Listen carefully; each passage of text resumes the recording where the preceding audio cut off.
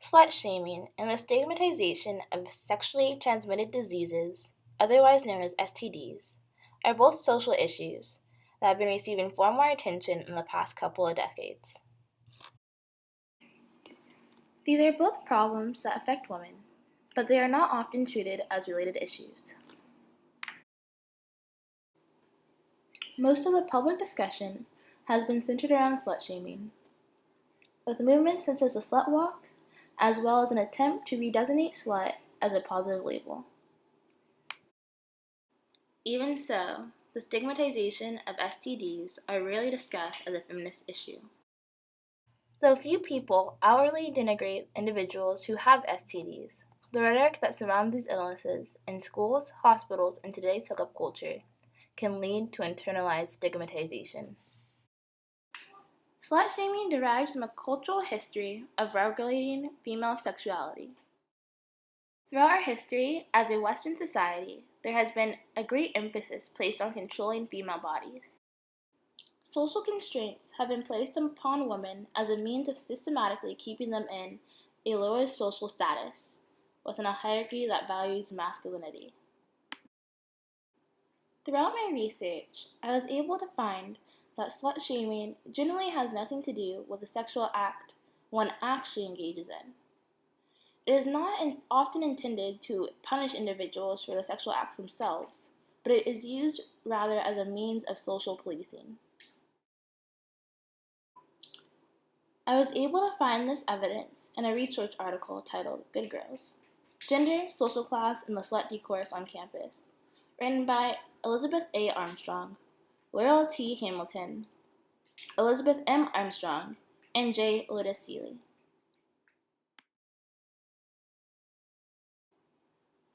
In the article, the authors state that women use slut discourse to maintain status distinction that are, in this case, linked closely to social class.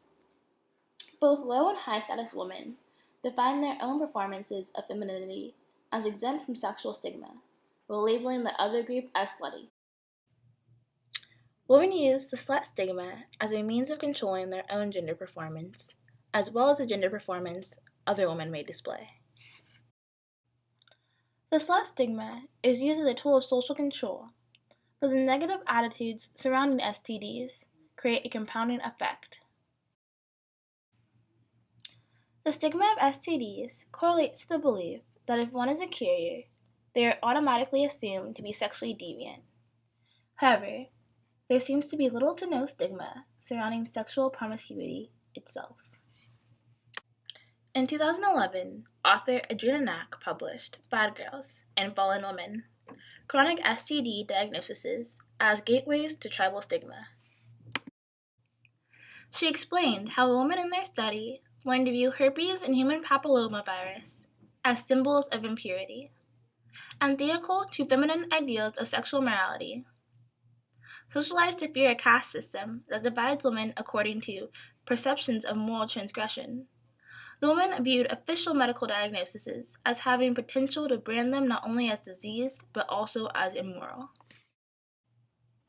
These feelings of immorality stem from the idea that if a woman is to acquire an STD, she is automatically labeled a slut, which has a compounding effect of demoralization and alienation.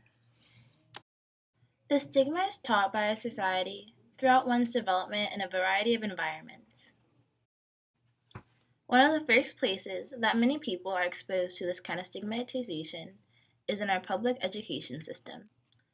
Many schools in the U.S. do not teach comprehensive sex education. Most classroom discussions are centered around abstinence-first education and the prevention of STDs in pregnancy. It is common for public school health classes to display traumatizing pictures of STDs left untreated in a misguided attempt to steer teens away from sexual activity. Schools often omit discussions surrounding the normality of STDs and fail to describe the ways in which an STD can be part of a perfectly normal and healthy sex life. The ways in which people find sexual partners have drastically changed within the last couple of decades. Today's hookup culture is another environment where the stigmatization of STDs is farther perpetrated. A question commonly asked in today's hookup culture is, are you clean or dirty? Which is condescending to those who have an STD. This language is problematic due to the obvious fact that no one is simply dirty. This kind of thinking transforms the innocent word into a derogatory term for someone who has an STD. People who are carriers of sexually transmitted diseases are incentivized not to disclose their status for fear of rejection and poor treatment. It is dangerously common for individuals who are sexually active with numerous partners to avoid getting tested for STDs, simply to remain blissfully ignorant. For my health action, I decided to get an STI check in order to learn more about my current health status.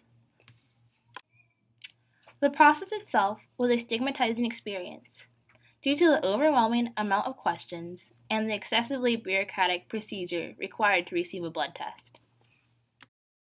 This creates a situation where many people who wish to receive a blood test to check for STIs may be discouraged from doing so by the complicated and daunting process.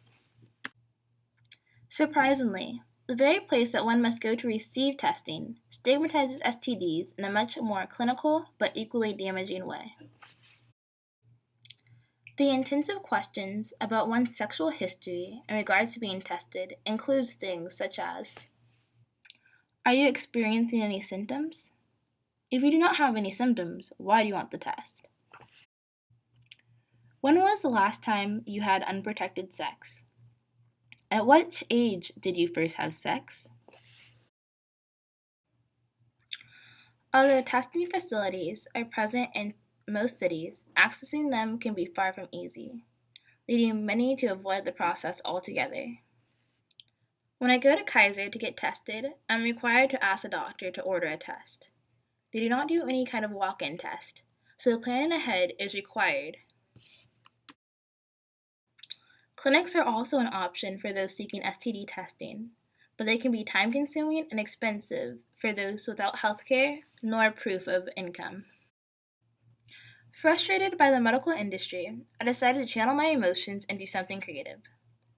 So for my Love Your Body Week project, I decided to do a slam poem that taps into my experience visiting the gynecologist. I have decided to include the poem within my digital story. You make me feel as if I'm mistaken. I am no expert. What do I know? In alignment, I feel I have just two choices. Either I can come to you or live in fear. My body doesn't belong to me, and you make that so clear. You order me to lie there, don't speak. Strip off my clothes only to cover me with a sheet. This must not be my body. I mean, I can't even see it. The bottom half of me is obstructed only from my view. You alienate my being as you poke and prod. A woman's body must be an experiment to you. Lying on a frigid table, I am the object of stigmatization, never subjected to the real conversation. You only speak to me in fables. Force me to grasp the horrors of sex. You show me diseased bodies on tables. You ask me why I'd ever pull my pants down and digress. Doctor, you say for girls like myself, we have a label. I decided to use my poem as an outlet to express my discontent with the alienation and the stigmatization I experience at the hands of the medical industry.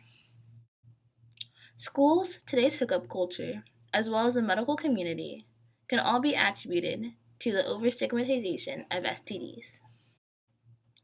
These are just part of the reasons why the over-stigmatization of STDs should be taken on as a feminist issue.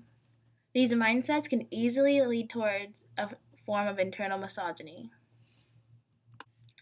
This internalized misogyny often influences women to slut-shame one another as opposed to working together to destigmatize STDs and sexual promiscuity.